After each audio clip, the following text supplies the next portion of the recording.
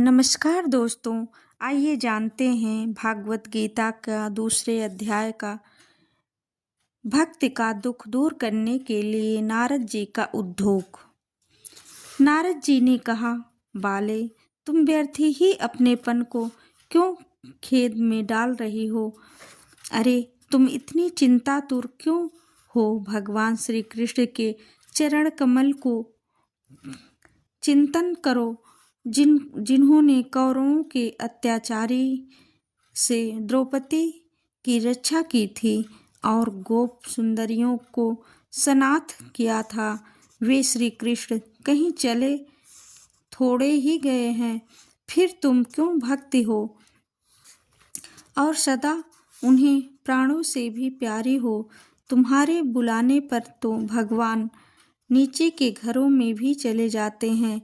सत्य, त्रेता और द्वापर, इन 3 युगों में ज्ञान और वैराग्य मुक्ति के साधन थे, किंतु कलयुग में तो केवल भक्ति ही ब्रह्मा सायुज्य मोक्ष की प्राप्ति कराने वाली है।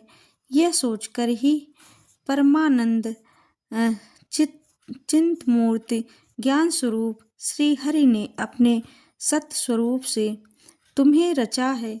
तुम साक्षात श्री कृष्ण चंद्र की प्रिया और परम सुंदरी हो। एक बार जब तुमने हाथ जोड़कर पूछा था कि मैं क्या करूं, तब भगवान ने तुम्हें यही आज्ञा दी थी कि मेरे भक्तों का पोषण करो।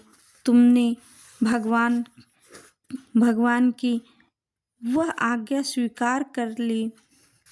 इससे तुम पर श्रीहरि बहुत प्रसन्न हुए और तुम्हारी सेवा करने के लिए मुक्ति को तुम्हें दासी के रूप में दे दिया और इन ज्ञान वैराग्य को पुत्रों के रूप में तुम अपने साक्षात स्वरूप से वैकुंठ धाम में ही भक्तों का पोषण करती हो।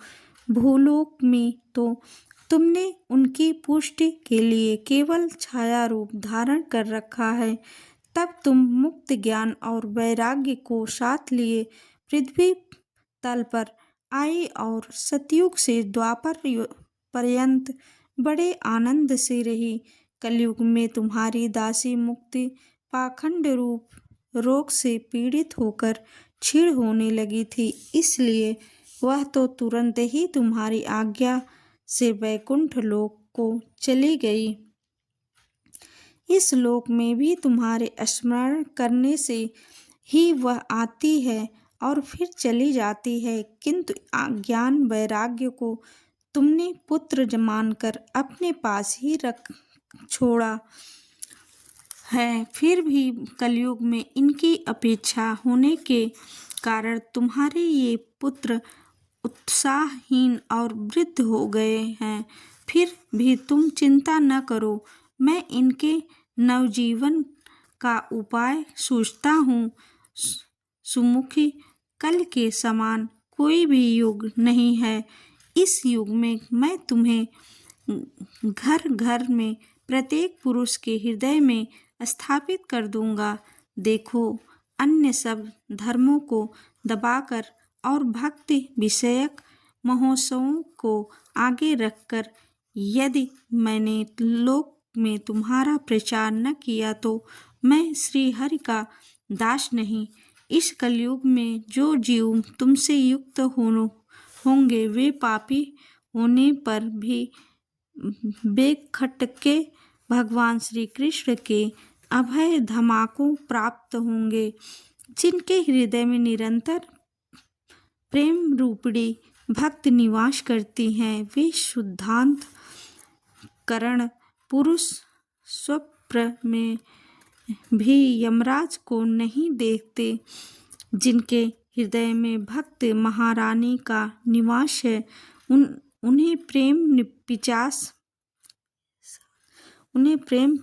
पिशाच, राक्षस या दैत्य आदि स्पर्श करने में भी समर्थ नहीं हो सकते। भगवान तप, वेदाध्ययन, ज्ञान और कर्म आदि किसी भी साधन से बस में नहीं किए जा सकते। वे केवल भक्त से ही वशीभूत होते हैं। इसमें श्री गोपीजन प्रमाण है। मनुष्य का सहस्त्रों जन्म के पूर्ण प्रताप से भक्ति में अनुराग होता है। कलयुग में केवल भक्ति ही सार है। भक्त तो साक्षात श्री कृष्ण चंद्र सामने उपस्थित हो जाते हैं। जो लोग भक्ति से द्रोह करते हैं वे तीनों लोकों में दुखी ही दुख पाते हैं। पूर्व काल में भक्त का तिरस्कार करने वाले दुर्वासा ऋषि को बड़ा कष्ट उठाना पड़ा था।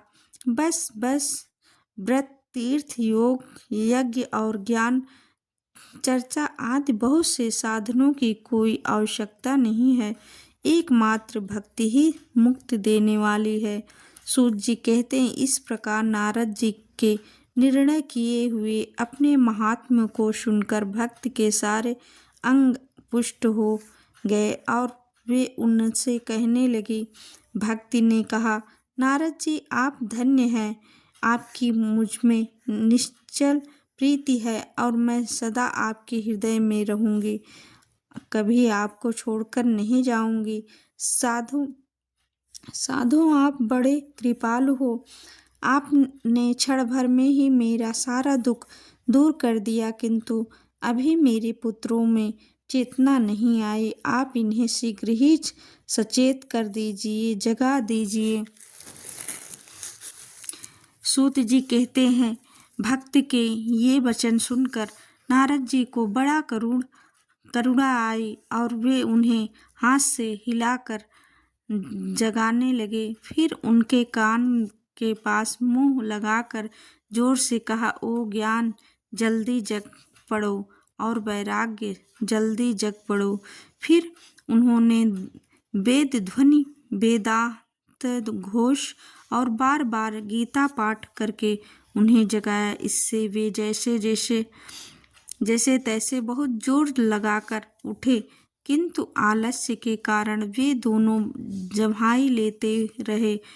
नेत्र उघाड़ कर देख भी नहीं सके। उनके बाल बंगुलों की तरह सफेद हो गए थे। उनके अंग प्रायः सूखे काठ के समान निस्तेज और कठोर हो गए थे। इस प्रकार भूख प्यास के मारे अत्यंत दुर्बल होने के कारण उन्हें फिर सोते देख नारद जी को बड़ी चिंता हुई और वे सोचने लगे, अब मुझे क्या करना चाहिए। इनकी यह नींद और इससे भी बढ़कर इनकी वृद्धावस्था कैसे दूर होगी। शौनक जी इस प्रकार चिंता करते करते वे भगवान का स्मरण करने लगे। उसी समय यह आकाशवाणी हुई कि मुने खेद मत करो, तुम्हारा यह उद्योग निस्संदेह सफल होगा। देवेर से इसके लिए तुम एक सत्कर्म करो। वह कर्म तुम्हें संत शिरोमणि महानुभाव बताएंगे। उस सत्कर्म का अनुष्ठान करते ही क्षण भर में उनकी नींद और वृद्धावस्था चली जाएगी तथा सर्वत्र भक्ति का प्रसार होगा। यह आकाशवाणी वहाँ सभी को साफ साफ सुनाई दी। इससे नारद को बड़ा विस्मय हुआ और वे कहने लगे, मुझे तो इसका कुछ आशय समझने में नहीं आया। नारद जी बोले, इस आकाशवाणी ने भी गुप्त रूप में ही बात कही है। यह नहीं बताया कि वह कौन सा साधन किया जाए जिससे इनका कार्य सिद्ध हो। वे संत न जाने कहाँ मिलेंगे और किस प्रकार से उस साधनों को बताएंगे। अब आकाशवाणी ने जो कुछ कहा है उसके अनुसार मुझे क्या करना चाहिए। सूत जी कहते हैं, शौनक जी तब ज्ञान वैराग्य दोनों को वहीं छोड़कर नारद मुनि वहाँ से चल पड़े और प्रत्येक तीर्थ में जाकर मार्ग में मिलने वाले मुनीश्वरों से वह साधन पूछने लगे। उनकी उस बात को सुनते तो सब थे, किंतु उनके विषय में कोई कुछ नहीं निश्चित नहीं कर पाता था। उत्तर न देता। किन्होंने उसे असाध्य बताया। कोई बोले इसका ठीक ठीक पता लगाना ही कठिन है। कोई सुनकर चुप रह गए और कोई तो अपनी अवज्ञा होने के भय से बात को टाल टूल कर खिसक गए। त्रिलोकी में महान आश्चर्यजनक हाहाकार मच गया। लोग आपस में कानाफूसी करने लगे। भाई, जब वेद ध्वनि, वेदांत घोष और बार बार गीता पाठ सुनाने पर भी भक्त ज्ञान और वैराग्य ये तीनों नहीं जगाए जा सके, तब और कोई उपाय नहीं है। स्वयं योगीराज नारद को भी जिसका ज्ञान नहीं है, उसे दूसरे संसारिक लोग कैसे बता सकते हैं। इस प्रकार जिन जिन ऋषियों से इसके विषय में पूछा गया, उन्होंने निर्णय करके यही कहा कि यह बात दुस्साध्य ही है।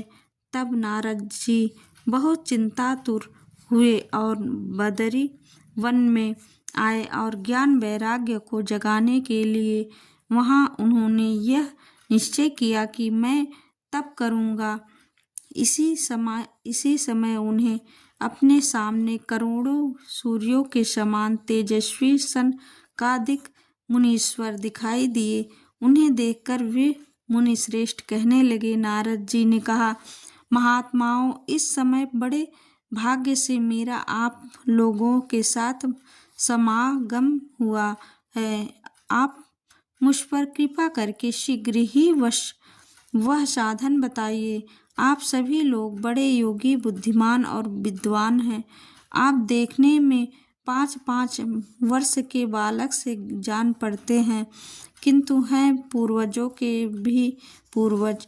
आप लोग सदा वैकुंठ धाम से निवास करते हैं, निरंतर हरि कीर्तन में तत्पर रहते हैं, भगवत लीला, अमृत लीला का रसास्वाद कर सदा उसी में उत्पन्न रहते हैं और एकमात्र भगवत कथा ही आपके जीवन का आधार है। हर शरणम भगवान ही हमारे रक्षक हैं। यह वाक्य मंत्र सर्वदा आपके मुख में रहता है। इसी से काल प्रेरित वृद्धावस्था भी आपको बाधा नहीं पहुंचाती। पूर्व काल में आपके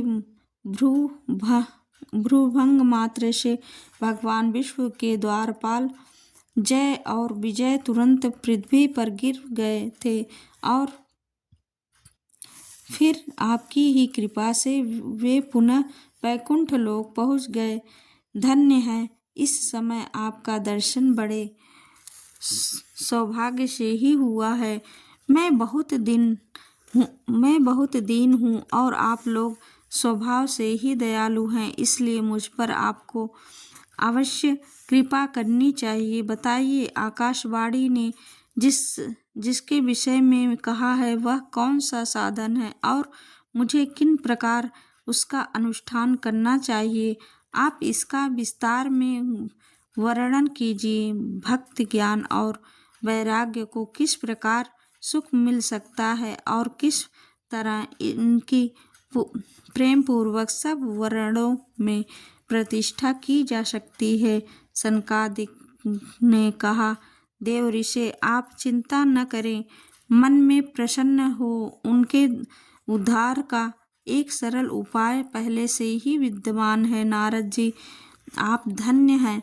आप विरक्तों के शिरोमणि हैं, श्री कृष्ण दासों के साक्षात पथ प्रदर्शक एवं भक्ति योग के भास्कर हैं।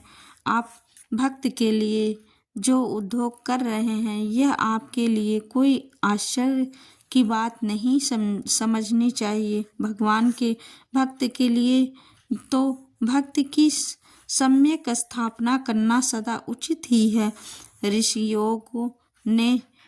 योग ने संसार में अनेकों मार्ग प्रकट किए हैं, किंतु वे सभी कष्ट साध्य हैं और परिणामों में प्रायः स्वर्ग की ही प्राप्ति कराने वाले हैं। अभी तक भगवान की प्राप्ति कराने वाला मार्ग तो गुप्त ही रहा है। उसका उपदेश करने वाला पुरुष प्रायः भाग्य से ही मिलता है। आपको आकाशवाणी ने जिस सत्कर्म संकेत किया है उसे हम बतलाते हैं। आप प्रसन्न और समाहित चित्त होकर सुनिए। नारद जी द्रव्य यज्ञ, तपो यज्ञ, योग यज्ञ और स्वाध्याय रूप ज्ञान यज्ञ और ये सब तो स्वर्ग आदि की प्राप्ति कराने के वाले कर्म ही और संकेत करते हैं।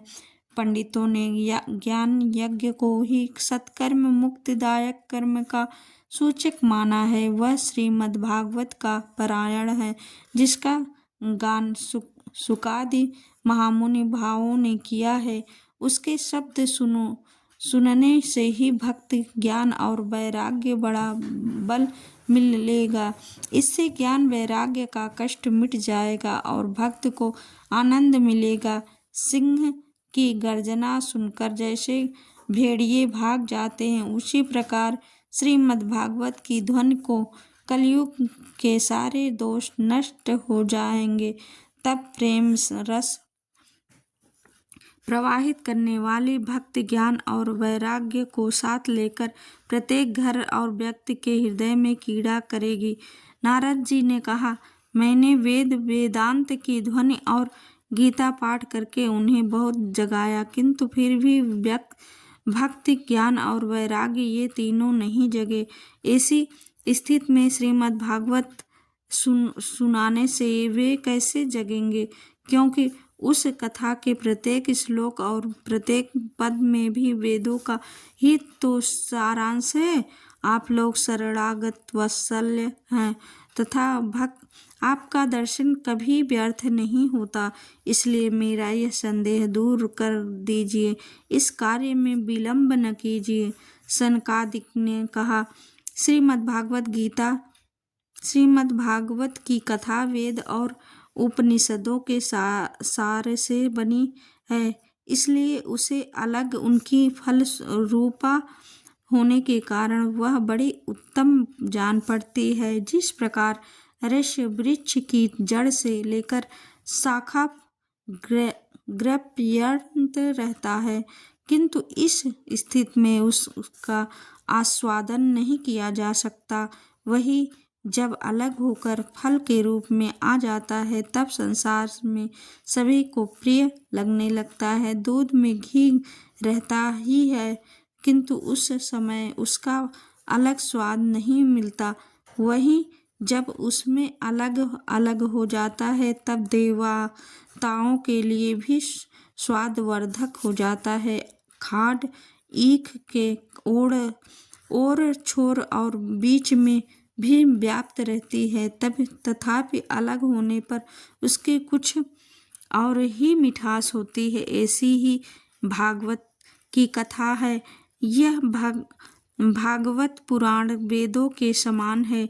श्री व्यास देव ने इसी भक्ति ज्ञान और वैराग्य की स्थापना के लिए प्रकाशित किया है। पूर्व काल में जिस समय वेदांत के पारगामी और गीता की भी रचना करने वाले भगवान व्यास देव खिन्न होकर अज्ञान समुद्र में गोते खा रहे थे, उस समय अपने ही उन्हें 4 श्लोकों में इसका उपदेश किया था। उसे सुनते ही उनकी सारी चिंता दूर हो गई। फिर इसमें आपका आश्चर्य क्यों हो रहा है? जो आप हमसे प्रश्न कर रहे हैं, आपको उन्हें शोक और दुख का विनाश करने वाला श्रीमद् भागवत पुराण ही सुनाना चाहिए। नारद जी ने कहा, महानुभावों, आपका दर्शन जीवों के संपूर्ण पापों को तत्काल नष्ट कर देता है और जो संसार दुख रूप दावानल से तपे हुए हैं, उन पर शीघ्र ही शांति की वर्षा करता है। आप निरंतर शेष जी के सहस्त्र मुखों से गाए हुए भगवत कथा अमृत का ही पान करते रहते हैं। मैं प्रेम लक्षणा भक्ति का प्रकाश करने के उद्देश्य से आपकी शरण लेता हूँ। जब अनेकों जन्मों के संचित पूरे कुंज का उदय होने से मनुष्य को सत्संग मिलता है, तब वह उसके अज्ञान जनित मोह और मद रूप अंधकार का नाश करके विवेक उदय होता है।